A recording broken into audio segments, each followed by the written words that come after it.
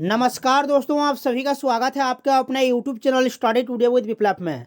तो आज के इस वीडियो में हम क्लास 8 इंग्लिश पेपर का आंसर की देखेंगे।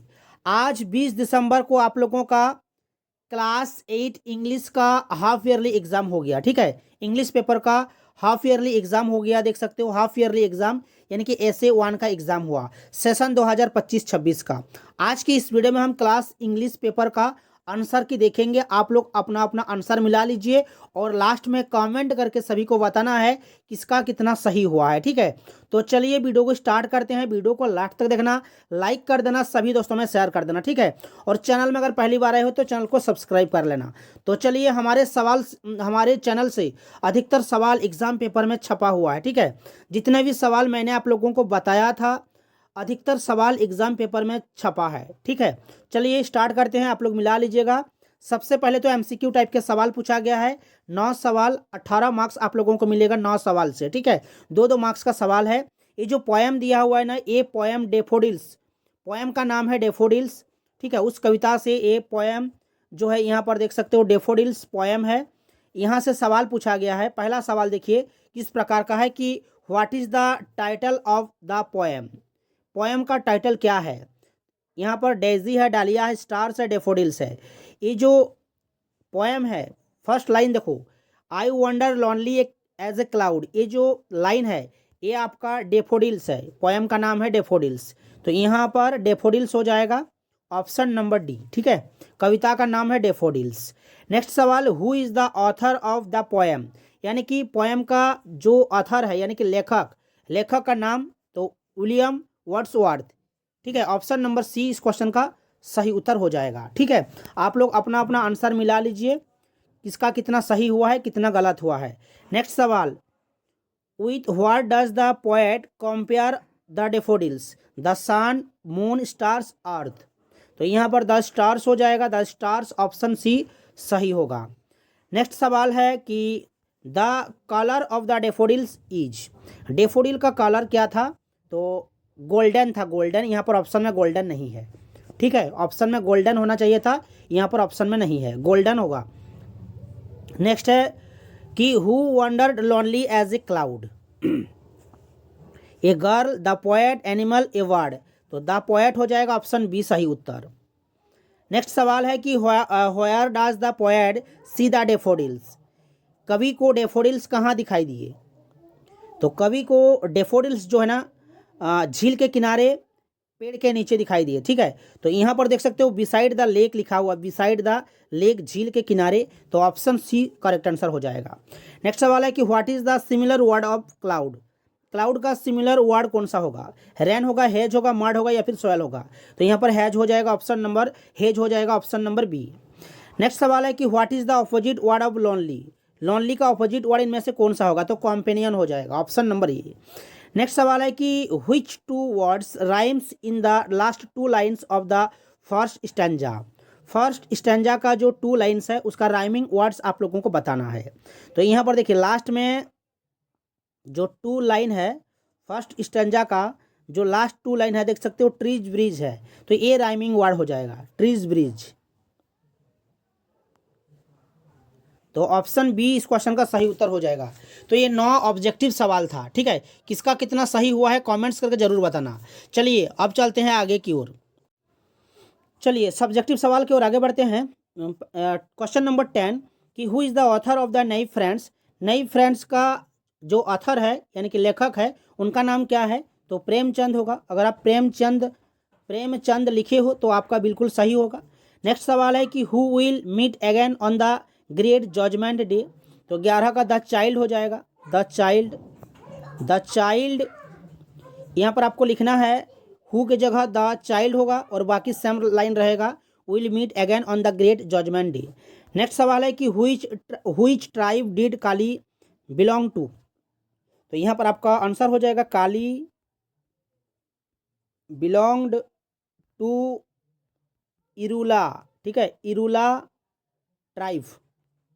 इरूला ट्राइब, ये आपका होगा सही उत्तर। नेक्स्ट सवाल कि who has composed the poem Bharat our land, ये सवाल भी मैंने आप लोगों को बताया था, ये सवाल भी एग्जाम पेपर में छप चुका है। 10 नंबर का सवाल भी बताया था, 11 नंबर भी सवाल मैंने आप लोगों को बताया था, 12 नंबर का सवाल भी मैंने आप लोगों को बताया था। सारे के सारे सवाल हमारे यूट्यूब चैनल से आया हुआ है। अगर आप लोग चैनल के साथ जुड़े रहोगे तो आपको एग्ज़ाम पेपर में काफ़ी हेल्प मिलेगा, ठीक है। तो who has composed the poem Bharat our land, Bharat our land का कंपोस्ट किसने किए थे? तो सुब्रमण्या भारती, सुब्रमण्या भारती यहाँ पर हो जाएगा, ठीक है। ये आपका होगा सही उत्तर।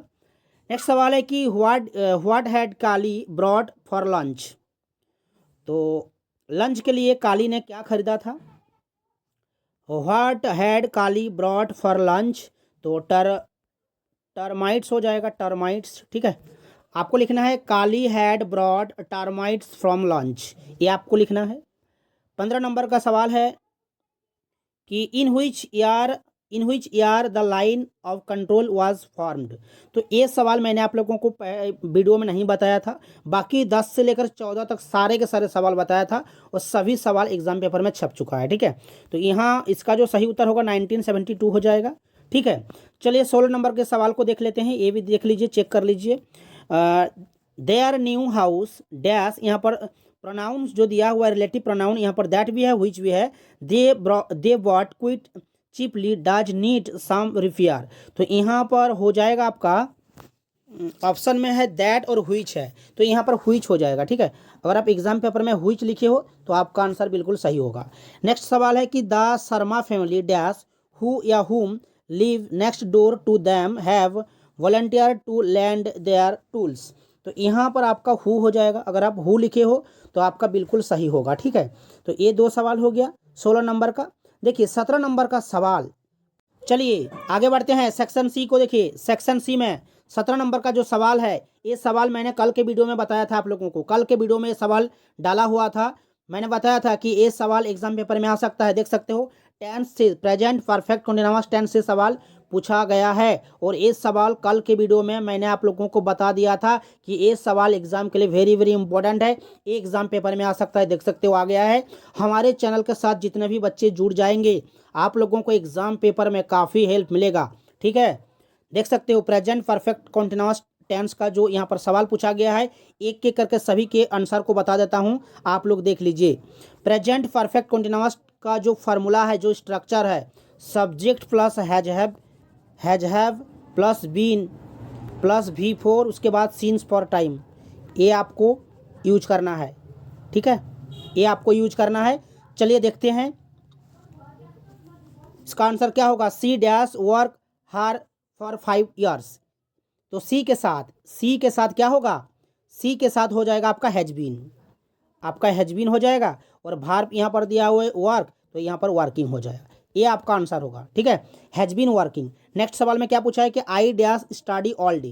तो यहाँ पर स्टडी है ब्रैकेट में, तो यहाँ पर आई के साथ हो जाएगा हैव बीन, ठीक है, आई हैव बीन स्टार्टिंग हो जाएगा, V4 ING लगाना है वर्ब के साथ, ठीक है, ये हो जाएगा। तीसरा सवाल है कि you dash a lot recently. तो यू के साथ हो जाएगा आपका हैव बीन, उसके बाद ईटिंग हो जाएगा, ठीक है, उसके बाद ईटिंग हो जाएगा। चौथा सवाल है वी है, वी के साथ भी हैव बीन होगा, हैव बीन।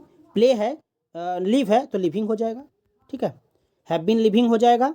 नेक्स्ट सवाल 5 नंबर का ही है, तो ही के साथ हैज बीन होगा, हैज बीन, उसके बाद प्लेइंग हो जाएगा, ये आपका हो जाएगा। 6 नंबर का वी है, वी के साथ हैव होगा, हैव बीन, उसके बाद वेट है ब्रैकेट में, तो वेटिंग हो जाएगा क्योंकि V4 लगता है, ठीक है, तो ये हो जाएगा आपका। इस तरह से इसका आंसर हो जाएगा, ठीक है। चलिए और 1-2 सवाल आप लोगों को बता देता हूँ, जितने भी शॉर्ट सवाल हैं, और लॉन्ग सवाल इसके अंदर नहीं बता रहा हूँ, ठीक है। हम लोग एग्ज़ाम की तैयारी करेंगे, आप लोग बस शॉर्ट आंसर मिला लीजिए। 18 नंबर का सवाल देखिए, which 2 liquids do not freeze at Siachen. Siachen में कौन से 2 तरल पदार्थ जमते नहीं हैं? तो इसका आंसर राम एंड केरोसिन हो जाएगा, ठीक है, केरोसिन, ये आपका आंसर हो जाएगा, ठीक है। तो ये हो गया आपका कुछ शॉर्ट क्वेश्चन के आंसर और ऑब्जेक्टिव का आंसर, और बाकी जो सवाल है लॉन्ग सवाल है, देखिए ये जो सवाल है ये भी मैंने आप लोगों को बताया था, 19 नंबर का सवाल एग्जाम पेपर में छपा है। चलिए 21 नंबर का भी बता देता हूँ, आप लोग देख लीजिए। ठीक है, add suitable suffix to make a new words. यहाँ पर आपको वर्ड जो है ऐड करना है सफिक्स। तो जैसे कि पार्ट है तो पार्ट के साथ आपका ली भी ऐड कर सकते हो, पार्टली हो जाएगा। ठीक है, तो यहाँ पर पार्टली हो जाएगा, पार्टली। या फिर आप पार्टनर भी लिख सकते हो, पार्ट है NER ऐड कर सकते हो तो आपका पार्टनर हो जाएगा, ये हो जाएगा। प्रोटेक्ट है, और सॉरी यहाँ पर बी नंबर 2 नंबर का देखिए एक्ट है, ACT लिखा हुआ है, तो इसके साथ आप एक्टर यानी कि आर को ऐड कर सकते हो तो आपका एक्टर हो जाएगा। ठीक है, ये हो जाएगा। या फिर आप एक्टिंग भी लिख सकते हो, जैसे कि ACT है तो यहाँ पर ING ऐड कर दो, यहाँ पर ING, तो आपका एक्टिंग हो जाएगा। ठीक है, ये भी हो जाएगा आपका सफिक्स वर्ड, ये भी हो जाएगा। उसके बाद थर्ड में है आपका प्रोटेक्ट है, तो प्रोटेक्ट के साथ आप यहाँ पर प्रोटेक्शन कर सकते हो, T है तो ION ऐड कर दो। ठीक है, तो आपका प्रोटेक्शन हो जाएगा, प्रोटेक्शन हो जाएगा, ये हो जाएगा।